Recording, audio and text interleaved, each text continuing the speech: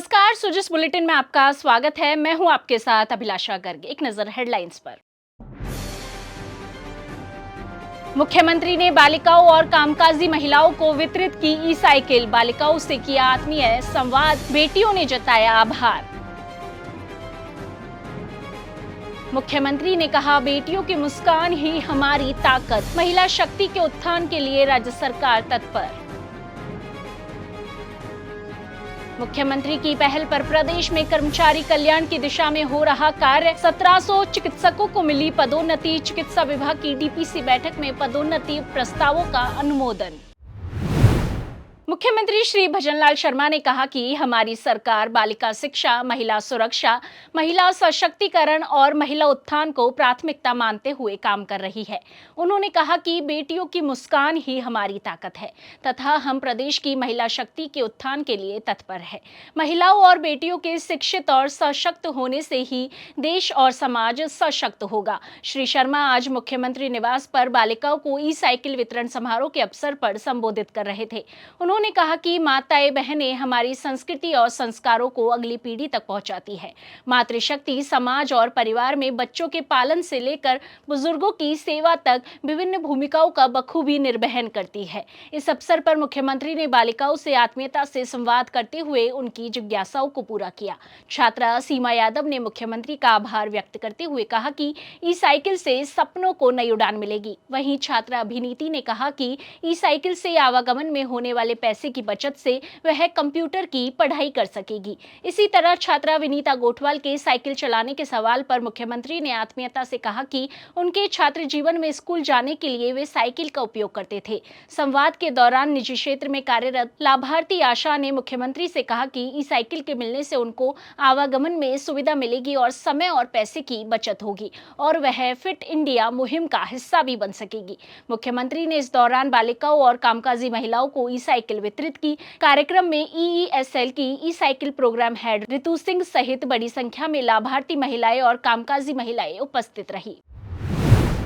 मुख्यमंत्री ने कहा कि राज्य सरकार ने अब तक विभिन्न योजनाओं में लगभग 11 लाख से अधिक छात्राओं को साइकिल प्रदान की है। श्री शर्मा ने कहा कि प्रदेश में महिला सशक्तिकरण की दिशा में मुख्यमंत्री नारी शक्ति उद्यम प्रोत्साहन योजना, प्रधानमंत्री मातृ वंदना योजना और मुख्यमंत्री मातृत्व पोषण योजना संचालित की जा रही है। राज्य सरकार ने प्रधानमंत्री मातृ वंदना योजना में प्रोत्साहन राशि को बढ़ाकर 6,500 रुपए किया है। उन्होंने कहा कि राज्य सरकार 5 साल में 4 लाख सरकारी और निजी क्षेत्र में 6 लाख नौकरियों के संकल्प को पूरा करेगी। प्रतियोगी परीक्षा की तैयारी करने वाली छात्रा रितिका ने कहा कि राज्य सरकार द्वारा भर्ती परीक्षाओं का कैलेंडर जारी करने से बेहतर तैयारी हो पा रही है और पेपर लीक जैसी घटनाओं पर अंकुश लगने से उनका आत्मविश्वास भी बढ़ा है। उन्होंने आभार जताते हुए कहा कि उनके पिता विशेष योग्यजन है तथा मुख्यमंत्री को देखकर उन्हें परिवार के सदस्य जैसा प्रतीत होता है, जिन्होंने इस साइकिल का उपहार दिया। मुख्यमंत्री ने इस अवसर पर आह्वान किया कि वे सभी दृढ़ निश्चय और कड़ी मेहनत के साथ अपने सपनों को पूरा करें। मुख्यमंत्री श्री भजनलाल शर्मा ने शुक्रवार को पंचायती राज और शहरी निकायों के परिसीमन, पुनर्गठन इत्यादि के संबंध में गठित मंत्रीगणों की 2 सब कमेटियों द्वारा प्रस्तुत की गई अनुशंसा रिपोर्ट को अनुमोदित किया। मुख्यमंत्री के इस निर्णय से अब Rajasthan one state one election की ओर तेजी से अग्रसर हो सकेगा। मुख्यमंत्री श्री भजनलाल शर्मा ने कहा कि पर्यटन क्षेत्र में स्थानीय और विदेशी पर्यटकों की संख्या में निरंतर बढ़ोतरी से हमारा राजस्थान देश में अग्रणी राज्य बन रहा है। उन्होंने कहा कि पर्यटन क्षेत्र में आ रहे निरंतर बदलाव के अनुरूप प्रदेश में सैलानियों की संख्या में वृद्धि के लिए ऐतिहासिक, प्राकृतिक और धार्मिक स्थलों के विकास कार्यों की कार्य योजना बनाई जाए। साथ ही निरंतर समीक्षा करते हुए समयबद्ध रूप से इन कार्यों को पूरा किया जाए। उन्होंने कहा कि पर्यटन स्थलों के विकास कार्यों में जनप्रतिनिधियों और स्थानीय लोगों के सुझावों को भी शामिल किया जाए। श्री शर्मा शुक्रवार को मुख्यमंत्री कार्यालय में पर्यटन और कला और संस्कृति विभाग की बजट और अन्य महत्वपूर्ण घोषणाओं के क्रियान्वयन की समीक्षा बैठक की अध्यक्षता कर रहे थे।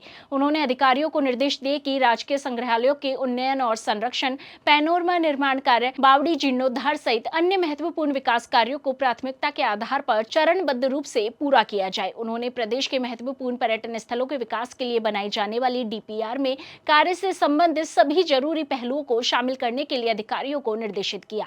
साथ ही उन्होंने इन कार्यों की प्रगति के लिए हर 3 माह में निरंतर मॉनिटरिंग करने के निर्देश दिए। बैठक में पर्यटन और कला और संस्कृति विभाग की ओर से प्रदेश में 1.5 वर्ष में पर्यटन स्थलों पर किए गए विकास कार्यों पर आधारित वीडियो डॉक्यूमेंट्री का प्रदर्शन किया गया। मुख्यमंत्री श्री बचनलाल शर्मा की पहल पर प्रदेश में कर्मचारी कल्याण की दिशा में प्रतिबद्धता के साथ कार्य किया जा रहा है। समयबद्ध भर्तियों के साथ ही कार्मिकों को समय पर पदोन्नति सहित अनेक कदम उठाए जा रहे हैं। चिकित्सा और स्वास्थ्य विभाग में भी चिकित्सा मंत्री श्री गजेंद्र सिंह खीवसर के मार्गदर्शन में भर्तियों का कार्य मिशन मोड में पूरा किया जा रहा है। साथ ही कार्मिकों को यथासंभव समयबद्ध रूप से पदोन्नति प्रदान की जा रही है।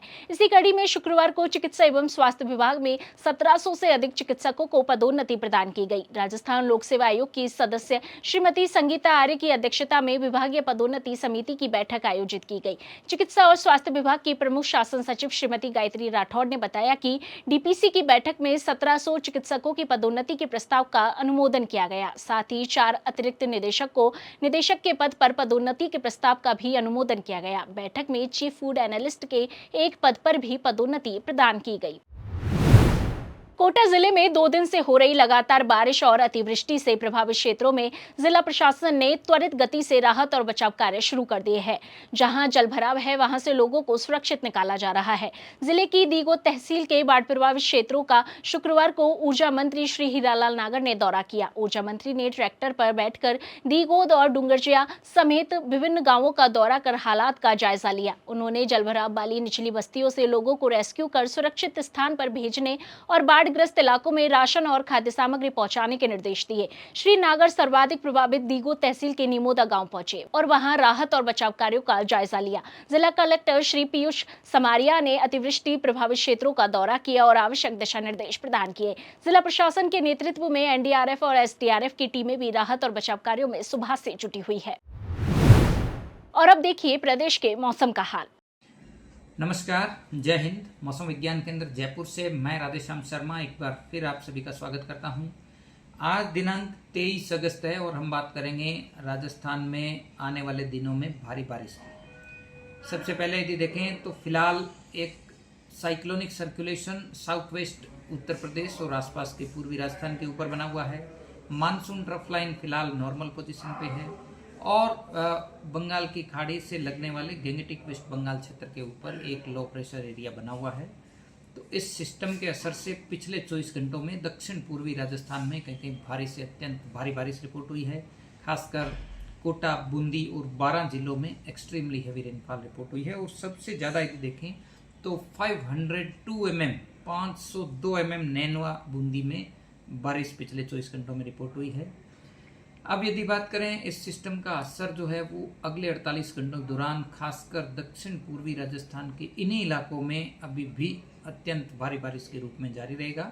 अगले 24 घंटों के लिए कोटा, बूंदी, 12 और आसपास के जिलों के लिए रेड अलर्ट जारी किया गया है। वहीं जो भीलवाड़ा, इसके अलावा यदि देखें झालावाड़ और टोंक और सवाई माधोपुर, इन जिलों में भी वेरी हैवी रेनफॉल के लिए ऑरेंज अलर्ट अगले 24 घंटों के लिए जारी किया गया है। तो कुल मिलाकर के एक्सट्रीमली हैवी रेनफॉल का स्पेल अगले 24 से 48 घंटे साउथ ईस्ट राजस्थान में। इसके बाद देखेंगे 25-26 अगस्त को ये भारी बारिश का जो दौर है वो धीरे धीरे वेस्ट की तरफ बढ़ेगा, यानी साउथ वेस्ट जो साउथ राजस्थान का जो उदयपुर का हिस्सा है, खासकर सिरोही, इसके अलावा उदयपुर, वहीं साथ में लगने वाले जो जालौर पाली के इलाके हैं, इनमें भी वेरी हैवी रेनफॉल होने के लिए संभावना 25-26 अगस्त को जारी रहेंगी। तो कुल मिलाकर के अगले एक सप्ताह के दौरान मानसून राजस्थान के ज़्यादातर हिस्सों में एक्टिव होगा। खासकर यदि बात करें पश्चिमी राजस्थान की, तो बीकानेर संभाग के कुछ इलाकों में भी अगले 2-3 दिन मध्यम से तेज़ तो कहीं कहीं भारी बारिश होने की संभावना है। वहीं बाकी जो इलाके हैं, खासकर जयपुर संभाग, भरतपुर संभाग, अजमेर, शेखावटी क्षेत्र और जोधपुर संभाग, तो इनमें भी ज़्यादातर इलाकों में मध्यम से तेज़ तो कहीं कहीं भारी बारिश की गतिविधियां रिकॉर्ड होंगी। तो कुल मिलाकर अगले एक सप्ताह राजस्थान में मानसून एक्टिव रहेगा। विशेषकर दक्षिण पूर्वी राजस्थान में भारी बारिश की आशंका है। ऐसे में मौसम विज्ञान केंद्र जयपुर की ओर से आम जन से ये आग्रह किया जाता है कि जो लो लाइंग एरियाज है, जहाँ पे पानी का जल भराव ज़्यादा है या नदी नालों के ऊपर पानी का बहाव ज़्यादा है, तो वाहन चालक विशेष सावधानी रखें। धन्यवाद। सो जिस बुलेटिन में आज के लिए इतना ही, फिर होगी आपसे मुलाकात, तब तक के लिए नमस्कार।